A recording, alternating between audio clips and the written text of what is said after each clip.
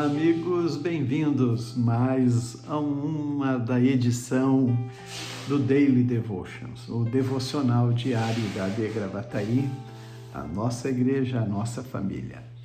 Seguimos a nossa jornada, Amós, encerrando com esse texto do capítulo 7 ao 9, também a mensagem da sua inspiração, das profecias, né? Amós, que foi um profeta, um dos profetas menores pré-exílio, mas que confronta e que traz a mensagem fiel do Senhor para a nação de Israel, o povo de Israel. E nesse momento ele também ele sofre, né, de Amazias, uma palavra, né, desencorajadora ou de negar as suas profecias, não aceitá-las, e mandou que ele fosse embora para a sua terra, Judá, né, e que vivesse da profecia na sua terra. Então ele não foi, né, de fato bem aceito em razão até da condição social, moral, tão degradante que vivia Israel.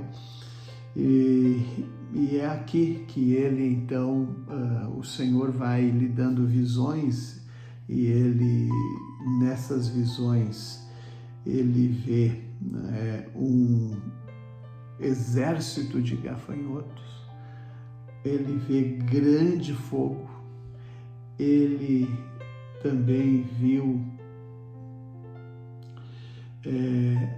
o Senhor que estava em pé junto ao muro e que havia sido construído usando um prumo. E aí o Senhor pergunta: o que tu vê nessa visão? Um prumo.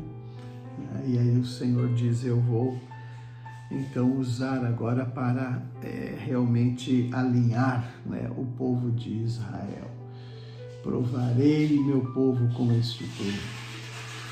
Não fecharei mais meus olhos para o que fazem. E é aqui então que Amazias, que era sacerdote em Betel, mandou mensagens, né, de Jeroboão para falar sobre Amós, e então foi orientado a mandar Amós embora. E Amós respondeu para Amazias: eu não sou profeta e nunca fui treinado para ser. Sou apenas um boiadeiro e colhedor de figos, mas o Senhor me tirou de junto de meu rebanho e disse: vai e profetize a meu povo Israel. Estava então obedecendo a voz do Senhor. E ele está dizendo que sim, o povo vai ir para o exílio, porque eles estão totalmente desviados, né, do Senhor.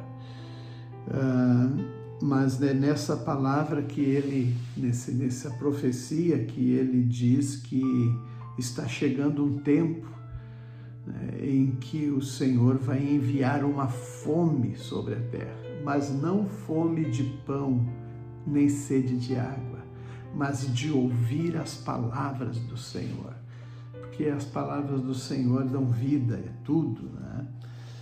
Muito bem, nós também no livro de Apocalipse estamos aqui com as cartas da igreja, as duas últimas cartas, a carta à igreja de Filadélfia e a igreja de Laodiceia. A igreja de Filadélfia, uma igreja aprovada, uma igreja avivada, uma igreja que está alinhada com aquilo que o Senhor quer para a sua igreja. Mas já a igreja de Laodiceia, o Senhor se apresenta com um nome, com uma personalidade, né, chamada Amém. Esta mensagem daquele que é o Amém, a testemunha fiel e verdadeira, porque justamente a palavra Amém, ela tem esse significado, né, da fidelidade do Senhor, e verdade do Senhor. Amém é uma palavra que é como um acróstico, né, de 13 letras no alfabeto hebraico, o Aleph, o Mem e o Nun, né? e são as 3 palavras que iniciam com essas letras. El, do Aleph, Mem é Melech, né, do Mem, e Neeman do Nun. Então, El, Melech, Neeman vai dizer que Deus é um rei fiel, a testemunha fiel e verdadeira. Ele é o Amém. Que coisa linda. E ele está dizendo a esta igreja que não era fria e nem quente, antes fosse uma ou outra, porque dessa forma ele vai vomitar da sua boca, né? E tanto é que ele está dizendo: eu estou à porta e bato, se alguém ouvir a minha voz eu entrarei.